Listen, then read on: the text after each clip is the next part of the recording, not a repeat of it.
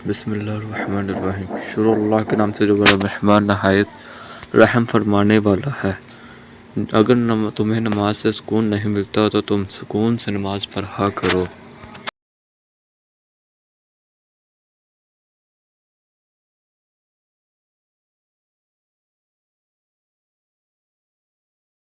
بے شک نماز نیند سے بہتر ہے۔ سجدے کی توفیق اللہ پاک کی طرف سے محبت کا اشارہ ہے۔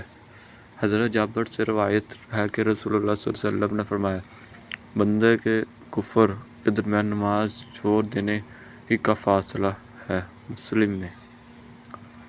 جب تم نماز نہیں پڑھتے تو یہ مت سوچو کہ تم وقت نہیں ملا، بلکہ یہ سوچو کہ تم سے ایسی کون سی خطا ہو گئی۔ جب نماز کا وقت ہو جاتا ہے تو آپ رضی اللہ تعالیٰ عنہ فرمایا کرتے تھے کہ آدم کی اولاد اٹھو اور اس آگ کو بجھا ڈالو جسے تم نے خود جلا رکھا ہے۔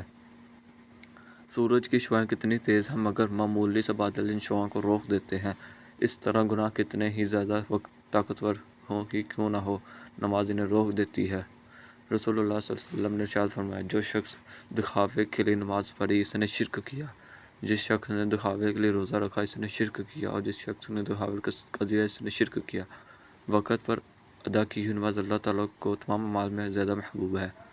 نماز وہ واحد حکم ہے جسے اللہ تعالیٰ نے آسمان سے وحی کے ذریعے نہیں اتارا، بلکہ اپنے محبوب حضرت محمد صلی اللہ علیہ وسلم کو آسمان پر بلا کر تحفے میں دیا تھا۔ حضرت ابو ذر فرماتے ہیں کہ ایک دفعہ حضور صلی اللہ علیہ وسلم سردی کے موسم میں باہر تشریف لائے اور پتے درختوں پر سے گر رہے تھے۔ آپ رضی اللہ تعالیٰ ایک درخت کے ٹہنی میں لی اور اس کے پتے بھی گرنے لگے۔ آپ صلی اللہ علیہ وسلم نے فرمایا، اے ابو ذر، مسلمان بندہ جب اخلاص کے ساتھ نماز پڑھتا ہے تو اس کی گناہ ایسے ہی گرتے ہیں۔ فرمان الہی ترجمہ: صبر اور نماز کے ذریعے اللہ تعالیٰ سے مدد طلب کرو۔ یہ نماز بہت باعث ہوتی ہے سوائے ان لوگوں کے جو اللہ سے ڈرنے والے ہیں۔ رسول اللہ صلی اللہ علیہ وسلم کو جب کوئی مشکل پیش آتی تو یا کسی بات سے غمگین ہوتے تو آپ نماز پڑھنے لگتے۔ البقرہ آیت نمبر 54۔ نماز شیطان کی شکست اور مومن کی جیت ہے۔ حضور صلی اللہ علیہ وسلم نے ارشاد فرمایا، میری آنکھوں کی ٹھنڈک نماز میں ہے۔ مصیبت میں صبر اور نماز وہ دو کنجیاں ہیں جو آپ کو اللہ تعالیٰ کا ساتھ دلواتی ہیں، ان کے بغیر یہ ساتھ نہیں ملتا۔ اس لیے کوئی مصیبت آئے تو نماز میں زیادہ توجہ اور لگن ہونا چاہیے۔ مصیبت میں خاموشی کے ساتھ ساتھ اللہ کی رضا پر ہو، جو کچھ موجود ہے اس پر شکر کرنا اور اللہ تعالیٰ کے آگے اچھی امید رکھنا صحیح معنی میں صبر ہے۔ وضو جوانوں کی طرح کرو، نماز بوڑھوں کی طرح پڑھو اور دعا بچوں کی طرح مانگو۔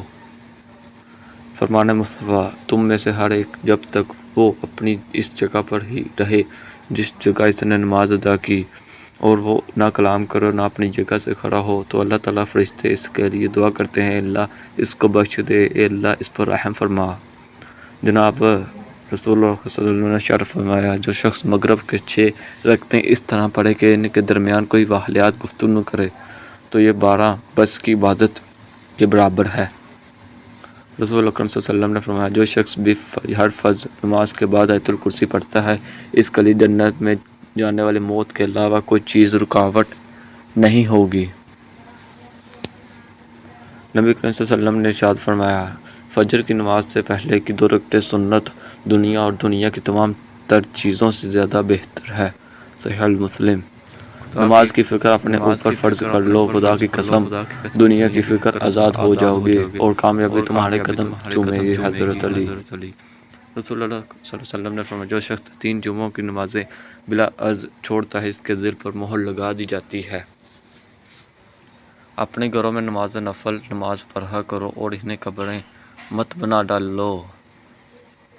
نماز جمعہ ہرگز نہ چھوڑیں، ورنہ رسول اللہ صلی اللہ علیہ وسلم کا ارشاد گرامی ہے، لوگ جمعہ کی نمازیں چھوڑنے سے باز آ جائیں ورنہ اللہ سبحانہ تعالیٰ ان کے دلوں پر مہر لگا دے گا، پھر وہ لوگ غافل لوگوں میں سے ہو جائیں گے۔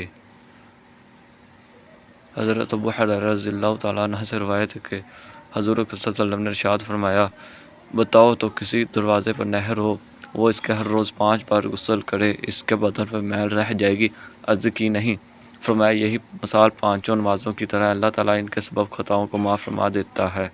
عاجزی اختیار کرنے کا اجر۔ رسول اللہ صلی اللہ علیہ وسلم نے فرمایا صدقہ دینے سے مال کم نہیں ہوتا، اور جو بندہ معاف کر دیتا ہے اللہ تعالیٰ اس کی عزت بڑھاتا ہے، اور جو بندہ اللہ تعالیٰ کی عاجزی اختیار کرتا ہے اللہ تعالیٰ اس کا درجہ بلند کرتا ہے۔